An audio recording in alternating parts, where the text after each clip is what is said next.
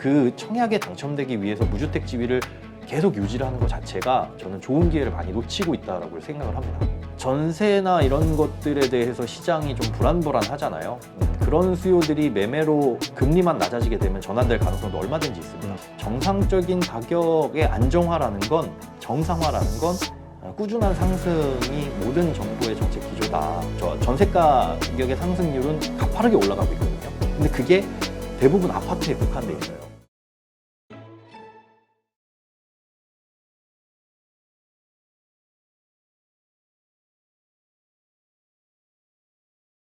오늘 모신 분은 MBC 라디오 김현우의 손경제 상담소 진행하시죠.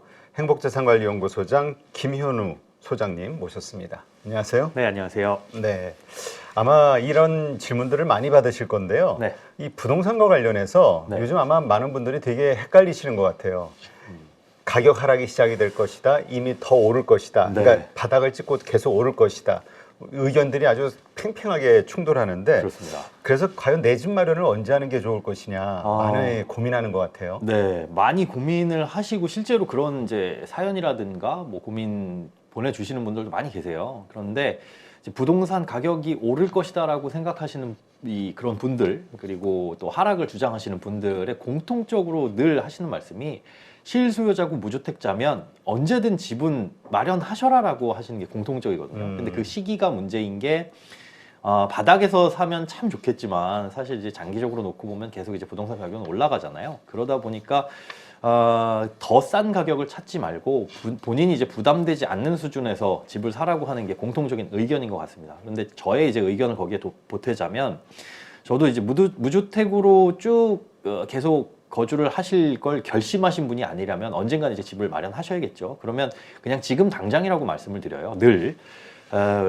이 크게 보는 이제 이유가 몇 가지가 있는데, 그 중에서도 가장 큰 게 뭐냐면, 우리나라는 이제 무주택이신 분들한테 주는 혜택이 여러 가지가 있습니다. 근데 그 중에서도 청약제도가 가장 크죠. 청약제도에서 무주택이어야만 뭐 공공주택에 청약을 넣을 수 있고, 또 특별공급이나 이런 것들도 다 혜택이 있으니까, 그래서 무주택 지위를 유지를 일부러 하시는 분들이 많이 계신데, 그것 때문에 좋은 기회를 놓치시는 경우가 굉장히 많거든요. 마치 이제 유주택자가 한번 되거나 과거에 집을 사신 이력이 있으면 생애 최초 특별공급이나 이런 것들을 못 받으니까. 근데 청약이라는 게 사실 유리한 점이 하나밖에 없죠. 새 아파트에 들어간다는 거, 그런데 그 새 아파트를 조금 싸게 살 수 있다는 거, 네. 시세보다. 근데 그 당첨 가능성은 언제나 희박했고, 또 지역에 따라서 달라지지만 좋은, 뭐 입지가 좋은 곳이라고 한다면은 늘 굉장히 어렵잖아요. 당첨이 그렇죠. 되는 게 거의 로또라고 부르고 있는데, 그런 지역이 아니라고 한다면, 뭐 당첨 가능성이 높은 곳이라고 한다면은 사실상 그렇게 시세 차익을 기대하기도 어렵고요.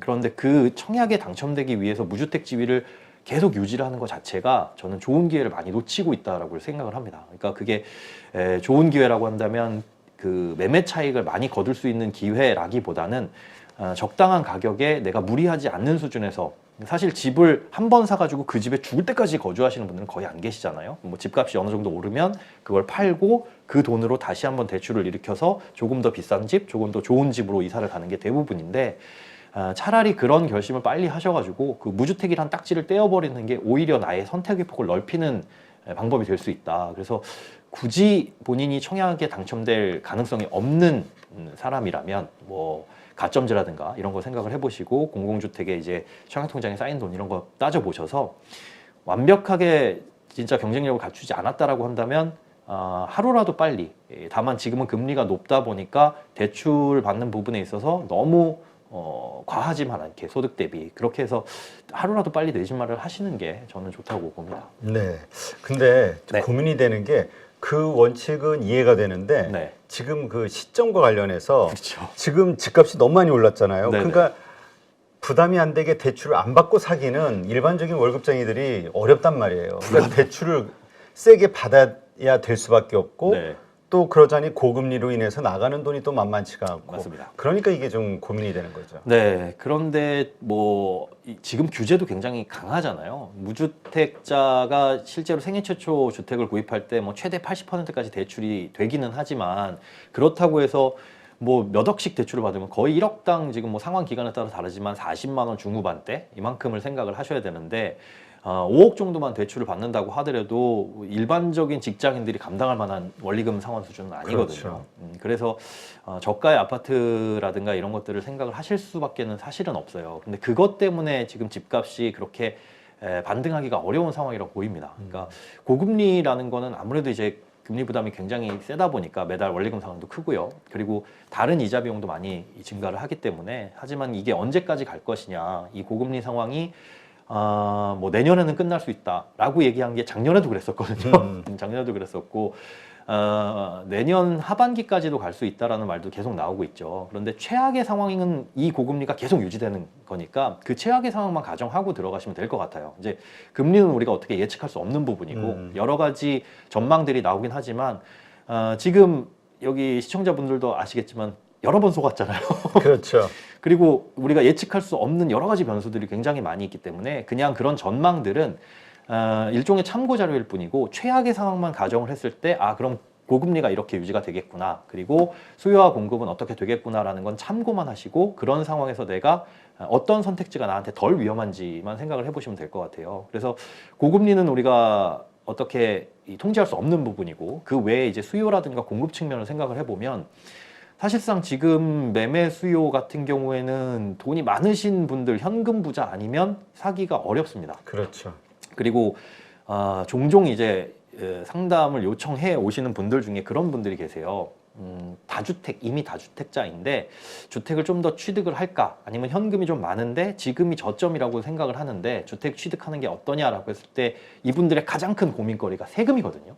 그러니까 많은 부분의 주택 부동산 규제는 완화가 많이 됐지만 그래도 다주택자에 대한 세금 부분은 아직까지도 강력한 상황입니다. 그러니까 정부의 정책 방향이 일단은 무주택자들이 집을 사기에는 뭐 금리적인 부분이나 그게 부담스럽더라도 다른 여건들은 개선이 됐지만 다주택자들이 주택을 추가로 취득하는 거는 아직도 꽁꽁 묶어놨거든요. 네. 그래서 그렇게 보자면 오히려 이 지금 라운드에 올라와 있는 사람들 중에 다주택자들은 배제돼 있다. 링 위에 올라와 있는 사람들 중에 그러면 무주택자들이 들어가기에는 그래도 좀 좋은 환경이 아닌가 그렇게 생각이 되고 그래도 이제 수요는 또 대기 수요는 있다는 거죠. 금리가 낮아지게 되면 다주택자들도 아마 저울질을 하게 될 겁니다. 내가 금리 부담도 낮은데 뭐 세금은 좀 더 내더라도 지금 상황에서 집값이 바닥 아니냐라고 생각하시는 분들도 있을 거고요. 그 다음에 지금 전세나 이런 것들에 대해서 시장이 좀 불안불안하잖아요. 그런 수요들이 매매로 금리만 낮아지게 되면 전환될 가능성도 얼마든지 있습니다. 그리고 또 한 가지 보셔야 될 게 이제 공급적인 부분인데 내년에 이제 서울의 입주 물량 자체가 굉장히 많이 줄어듭니다. 네. 1만 가구 미만 정도로 떨어진 게 한 지금 30년 만에 있는 일이거든요. 그런 이제 입주 물량 자체도 떨어지고 지금 공급이 돼야 되면 건설사들이 지금부터 인허가를 받아야 되고 인허가 받은 물량에 대해서 착공도 들어가야 되는데 그 인허가 물량과 착공 물량이 계속 떨어지고 있어요. 이렇게 되면 내년부터 시작해서 좀 길게 보자면 향후 2년 후, 3년 후 정도면 아주 극심한 공급 부족으로 인해서 가격이 폭등할 가능성도 얼마든지 있습니다. 안 그럴 수도 있겠지만 그게 무주택자들한테는 사실은 굉장히 큰 리스크죠. 그래서 네. 그런 부분들도 감안을 해서 지금보다 집이 더 떨어지지 않겠느냐라는 기대보다는 앞서 말씀드린 대로 이 최악의 상황을 가정을 하고 선택을 하시는 게 조금 좋을 것 같습니다. 알겠습니다. 지금 일단 금리, 고금리 이것도 문제이긴 합니다만 이것은 뭐 어쨌든 몇 년 후 갈수록 이제 좀 낮아진다라고 하면 그걸 하나의 위로로 삼을 수는 있을 것 같은데 네. 그 일단 부동산 전망인 것 같아요. 지금 말씀하셨듯이 그 공급이 줄기 때문에 네네. 내년도에 상당히 뭐 지금 말씀하신 대로 좀 상승할 여지가 있지 않냐라는 의견이 있는가 반면에 네. 또 지금 거래 그 양, 뭐라죠? 예. 그 매도 물량, 네네. 매도 물량이 많이 쌓여 있잖아요. 뭐 8만 건 맞습니다. 이상 뭐 됐다고 그러고 그렇죠. 그러다 보니까 꼭 그거 아니더라도 팔고자 하는 이 매물, 이 공급, 그러니까 기존 주택에서의 공급이 또 있기 때문에 그렇게 뭐 부족한 상황은 아닐 것이다 이런 의견도 있거든요. 그게 이제 매도 물량이 걷어지는 게 주식시장도 마찬가지잖아요. 상황을 봐서 이제는 앞으로 장기적으로 상승할 것 같다라고 생각이 들면 매도 물량이 확 줄어들 겁니다. 그러니까 지금은 사실은 매수자 우위인 시장이 형성이 되어 있는데 이 기존에도 그랬지만 부동산 시장에 긍정적인 영향을 미칠 것 같은, 그러니까 이 긍정적인 영향이라고 한다면 상승에 영향을 미칠 것 같은 정부 정책이 발표가 되면 바로 다음 날 나오는 기사들이 일부 지역의 매도 물량이 싹 사라졌다. 그런 기사들을 보실 수가 있을 거예요. 그러니까 사실은 급해서 집을 내놓으신 분들도 있겠지만 상승이 생각되는 그 시점, 즉 바닥을 찍었다. 그래서 매수세들이 유입되는 그 시점이라고 한다면 매도 물량이 그렇게 많이 나오지는 않을 거라고 생각이 됩니다. 오히려 이제 세를 주고 또 추가적으로 주택을 구입하려는 분들이 더 늘어날지언정, 그래서 지금 같은 상황에선 매수자 우위지만 그 매도 물량이 공급 물량을 다 해소할 만큼의 물량이 될지 뭐 서울 수도권에서는 저는 조금 부정적으로 보는 생각입니다. 그렇군요. 그러니까 상황이 좋아진다면 얼마든지 들어갈 수 있게 될 어떤 물량들이다. 네. 이렇게 보시는 거고, 그렇다면 우리가 부동산이 또 하락할 것이라고 보는 분들의 주된 의견 중에 하나가 내년도 부동산 PF 관련해서 또 예. 상당히 심각한 일들이 벌어지고, 그렇죠. 또 뭐 경기 침체와 관련한 이야기, 네. 금리 인하를 한다는 것은 또 경기가 안 좋기 때문에 하게 되는 행위일 수도 있으니까 그렇죠. 이런 것들이 맞물려서 어쨌든 하락하지 않겠느냐. 그럼 그때 싸졌을 때 사더라도 사야 되지 않냐라는 의견이거든요. 네, 그랬으면 참 좋겠습니다. 그러니까 실수요자 분들이 집을 살 수 있는 어떤 정책적인 이 환경, 그런 환경에서 집값도 떨어지고 조금이라도 싸게 사시면 좋죠. 그런데 그런 것들이 맞물렸을 때 늘 이 기대감의 상승세로 돌아섰던 게 과거였거든요. 과거 사례들이었는데 일단 금리가 인하된다라는 건 경기가 침체될 게 우려되는 상황인 거죠. 말씀해 주신 것처럼. 하지만 그런 상황이 벌어지게 된다면 늘 이제 금리가 떨어졌을 때 집값이 오르는 게 일반적이었고 반드시 일치하지는 않습니다. 그래서 하락을 주장하시는 분들도 그래요. 집값이 금리가 떨어졌을 때 꼭 이 부동산 가격이 오른 건 아니었다. 근데 그때 뭐 어떤 내용들이 나왔었냐면 다른 변수들이 많이 껴 있습니다. 그래서 가장 큰 변수는 금리도 영향을 받지만 그거보다 더 많은 영향을 미치는 게 이제 규제라든가 정부 정책 방향이라고 생각이 되거든요. 그런 방향에 있어서 집값이 좌지우지되는 게 훨씬 더 크기 때문에 지금같이 거래가 안 되고 문제가 생겼을 때는 이제 금리가 인하됐을 때 어떤 정책이 나올지 이건 좀 지켜봐야 될 텐데 단순히 이제 금리만 놓고 보자면 그걸 변수로 어떤 판단을 하기에는 좀 무리가 있지 않을까 그렇게 생각이 됩니다. 그래서 하락할 수 있는 가능성도 얼마든지 있지만 그걸 기대하고 내가 조금 더 기다렸다가 집을 샀을 때 만약에 그 예측이 벗어났을 때의 리스크 혹은 그 반대의 리스크는 더 떨어질 거라는 말이 있음에도 불구하고 지금이 바닥이라고 생각했는데 이거보다 가격이 하락했을 때의 리스크. 그 리스크는 개인마다 사실은 다르거든요. 이게 투자냐 실거주 입장이냐. 사실은 나는 실거주 할 거야 라고 한다면 장기적으로 봤을 때 내가 조금 비싼 가격에 사더라도 그게 내 집 마련을 못하는 큰 리스크로 다가오진 않죠. 근데 그 상황에서 난 떨어질 거라고 기대를 하고 있다가 집값이 반대로 올라가 버리게 되면 다음번에 또 한 번 떨어질 걸 기대하지 않으면 집값, 내 집 마련의 기회는 어떻게 보면 영영 놓치게 되는 상황이 올 수도 있거든요. 그래서 상황에 따라서 나에 있어서 리스크는 어느 게 더 큰 건지를 그건 이제 개인적으로 좀 판단을 해보셔야 될 것 같습니다. 그러니까 결국 지금 그 투자 목적 이거는 예. 좀 리스크가 크지만 그렇죠. 네, 그냥 내가 어차피 살아야 된다. 뭐 신혼부부가 됐든 아니면 뭐 어떤 그 직장 문제로 네. 그러니까 사야 되는 그런 어떤 분들이라면은 뭐 미루지는 않아도 된다. 네, 이제 사실은 대출을 부담 없는 수준에서 받으라고 말씀드렸지만 지금 대출 규제상으로 부담 있게 받을 수가 없으세요. 왜냐하면 지금 몇 프로까지죠? LTV에 뭐 80%라고 얘기하지만 DSR이 워낙 강력하게 묶였기 때문에 소득 대비 40%잖아요. 그거 따져보자면은 내가 100만 원을 번다. 그럼 주택담보대출이나 이런 거 저런 거 대출로 인해서 40만 원까지만 이 매달 원리금 상환에 이 규제가 잡혀 있기 때문에 무리하게 예전처럼 진짜 빚내서 집 사세요. 뭐 LTV 90%까지 해드릴게요. 그랬던 시절과는 전혀 다르거든요. 지금 금리가 오름에도 불구하고 하우스포 얘기가 안 나오는 건 워낙 기존의 그 대출 규제가 강력했기 때문에 금리가 오르는데 상황이 어려워지긴 하지만 지금 우리 집 망했어요라는 분들이 안 나오는 그런 게 기존의 규제가 강력했던 이유거든요. 그래서 지금 대출을 받아서 집을 사려고 하시는 분들이라고 하더라도 진짜 말 그대로 영끌, 그러니까 그 영끌이라고 한다면 뭐 저것까지 끌어다 쓰는 대부업체 대출까지 끌어다 써가지고 진짜 내가 할 수 있는 대출은 다 끌어다 쓰신 분들 아니면 금융권에서 대출을 받기에는 이금융권으로 가더라도 뭐 DSR 50% 그래서 그렇게 부담되시지는 않을 거라고 봅니다. 알겠습니다. 자, 일단 지금 이미 집을 네. 말씀하신 뭐 우리 작년만 해도 영끌 얘기가 뭐 화제였었잖아요. 그렇죠. 그러니까 영끌을 하신 분들 입장에서는 좀 고금리 때문에 너무 힘들 거란 말이에요. 네네. 그렇다고 지금 집 팔자니 또 가격이 어느 정도 하락한 있는 상황이고 네. 참 고민이 될 것 같은데. 오히려 그런데 제가 현장에서 느끼는 고민은 제가 이 실수요자로서 집을 사가지고 대출 금리가 올라가서 이것 때문에 힘듭니다. 어떻게 해야 될까요? 영끌했는데 힘들까요? 그런 분들은 거의 극소수예요. 이 대출을 워낙 받기가 어려웠던 시절이니까요. 그런데 그런 분들이 할 수 있는 선택이라고는 뭐 이제 대출을 갈아타가지고 뭐 이 기간을 늘린다거나 해서 원리금 상환을 낮추는 방법밖에 없고, 오히려 이제 지금 걱정하시는 분들이 뭐냐면 이미 1주택이 있으신 상황에서 어디 뭐 분양을 받아가지고 분양권을 샀다거나 이런 분들이 기존의 집을 팔고 여기를 들어가야 되는데 그게 안 되시는 경우가 많거든요. 팔리지가 않으니까. 팔리지가 않으니까 그것 때문에 꼬여버리신 분들이 시장에서는 사실 훨씬 많아요. 그래서 입주도 못하고 있고, 이제 그 공공주택이 아니라 민영주택 같은 경우는 1주택자도 청약이 가능한 지역도 있었으니까요. 근데 기존 주택이 팔리지 않아서 입주도 못하고 있고, 그리고 그 입주하는 곳에 세입자를 들여야 되는데 지역에 따라서는 세입자를 못 들이는, 전매 제한은 풀렸지만 실거주 의무는 계속 남아있는 이런 이상한 상황 때문에 안 되는 그런 분들도 많거든요. 그래서 그런 분들의 고민은 안타깝게도 답이 없다라고 밖에 말씀 못 드려요. 기존 집이 안 팔리니까 여기에 세입자를 좀 들여야 되는데 지금 이게 기존 주택이 아파트가 아니라고 한다면 전세 세입자를 맞추는 것도 굉장히 어렵거든요.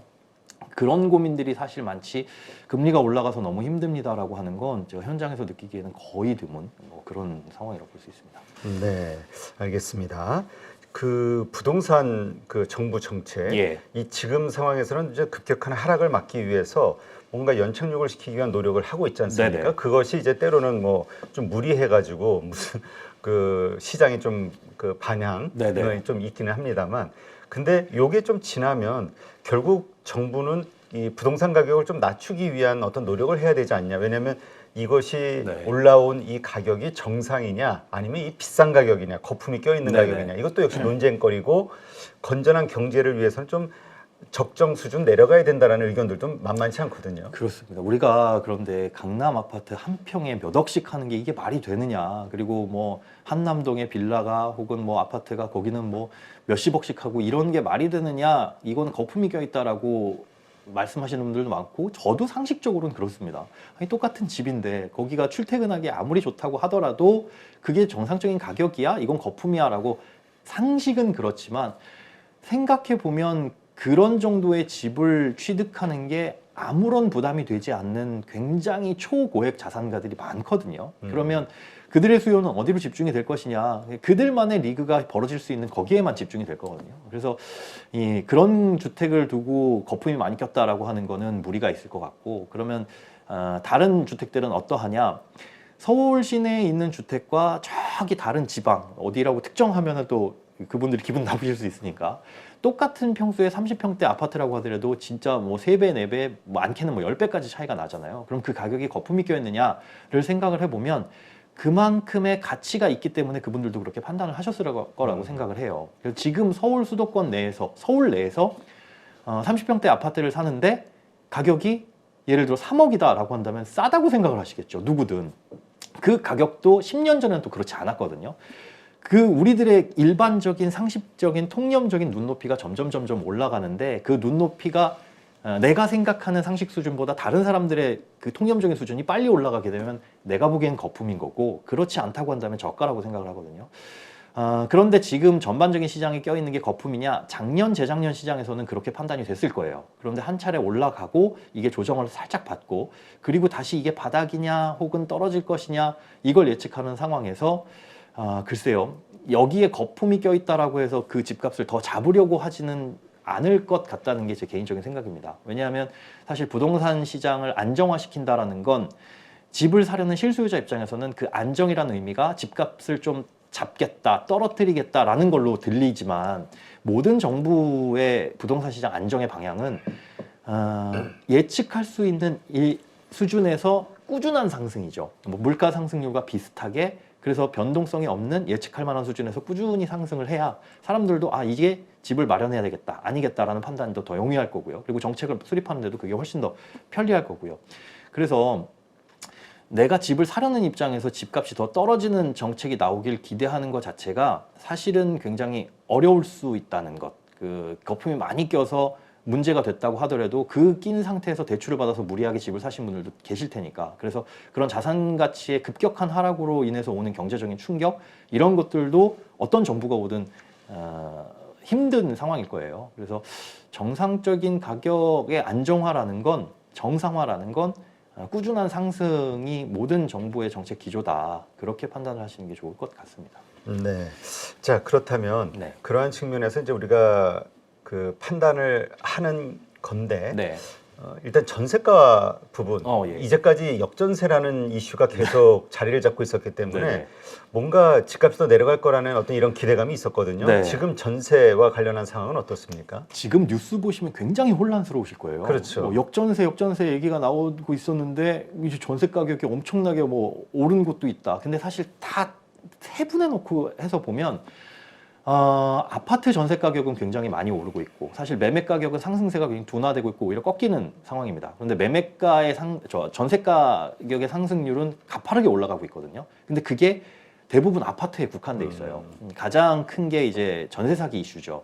그게 한두 채에서 벌어진 게 아니라 정말 조직적으로 몇천 세대, 몇천억에 달하는 만큼 피해 사기가 커지다 보니까 여러 가지 정책들이 나왔는데, 그 정책들이 오히려 아파트 전세 가격을 부추길 수 있는 결과를 불러올 것 같습니다. 실제로도 그러고 있고요. 뭐냐면 정책이 잘못된 건 아니에요. 전세보증보험을 가입하는 게 지금 전세 세입자들로서는 가장 안전한 안전장치죠. 그런데 그 보증보험의 가입 기준 자체가 시세 파악이 어려운 빌라라든가 다세대, 이런 경우에는 공시가의 126%라고 생각을 하시면 됩니다. 결국은 따져보자면 뭐 집값 대비 전세 가격은 90%, 공시가 대비 뭐 140%, 이걸 계산해 보면 결국은 공시가의 126%거든요. 그렇게 놓고 보자면 앞으로 빌라의 적정 전세가라는 일종의 권장 소비자가가 생길 거예요. 기존에는 그런 게 없었습니다. 그러니까 신축 빌라는 뭐 시세를 알 수 없으니까 집값보다 더 비싼 전세, 이런 것들이 말이 됐는데, 이제는 이 집의 적정한 전세 가격이 얼마냐라는 건 공시가의 126%, 그게 전세보증보험이 가능한 가격이니까 이게 가격표처럼 붙게 되면 빌라를 갖고 계신 분들 입장에서는 그보다 높은 전세를 받긴 어려울 거고, 결국은 그 정도의 전세 보증금 플러스 월세로 전환, 그게 반전세인 수준이죠. 그러지 않으면은 세입자를 구하기가 어려울 겁니다. 그리고 전세를 더 선호하는, 즉 나는 반전세 싫어, 왜냐하면 그냥 전세 대출 이자 내고 돈을 아끼는 게 더 좋지 하시는 분들이 많잖아요. 그런 분들 같은 경우는 빌라는 위험해, 126% 넘어가는 건 싫어, 이분들은 다 아파트로 몰리게 될 거라는 거죠. 전세보증보험의 가입 기준이나 이런 정책들이 바뀌지 않는 이상은 아파트 전세가를 상승시키는데 훨씬 더 가속화가 될 것이고, 재작년 11월 아주 고점에 들어가셨던, 전세 가격 고점에 들어가셨던 분들, 그거 교체되면서 지금 시장은 역전세로 나오시는 분들이 많겠지만, 그 이후에 전세 계약을 체결하셨던 분들 같은 경우에는 앞으로 이제 1년 후, 2년 후 공급이 위축되고 이런 상황에서 전세 가격은 훨씬 더 올라갈 수 있다. 특히나 아파트에선. 그리고 우리가 경험했던 대로 그런 것들이 전세 가격 상승이 매매 가격을 밀어 올리는 상황도 많이 벌어졌잖아요. 그런 것들도 한 가지 리스크로 생각을 하셔야 된다. 집을 안 가지신 분들은. 그러한 것들이 지금 사야 되는 상황에 있는 분들은 바로 결정을 해야 되는 이유, 그렇죠. 앞으로 오른다면 왜 오르는지에 대한 근거가 될 수 있다. 네네. 이렇게 이해를 하면 되겠군요. 네네. 네, 알겠습니다. 안녕하세요. 8.15 모니터 가족 여러분, 임수열입니다. 이번에 하나증권과 8.15 모니터기 함께 특별한 이벤트를 진행하는데요. 8.15 모니터 가족분들이 하나증권 신규 계좌를 개설하시면 특별한 혜택을 받으실 수 있습니다. 첫 번째 혜택은요, 국내 주식을 살 수 있는 3만 원을 드립니다. 두 번째 혜택은 하나증권과 함께하는 8.15 머니쇼 초청 받으실 수 있는 초청권입니다. 8.15 머니쇼는 특별한 강사진들에 의해 진행되는 프리미엄 세미나로 매회 500분을 초대해서 진행할 예정입니다. 그 외에도 소수점 주식 혜택을 드릴 거고요. 하나증권 계좌를 처음 만드는 분이라면 누구나 신청 가능하십니다. 이제 혜택 받는 방법 알려드리죠. 영상 하단부 더보기란에 기재된 링크를 통해 신청하시면 됩니다. 반드시 더보기란 링크를 통해서 계좌를 개설해야 이 혜택을 받을 수 있으니 유의해 주시기 바랍니다. 하나증권과 8.15 머니톡이 함께 주식으로 하나 되다. 8.15 모니터 가족 여러분의 많은 참여 부탁드립니다.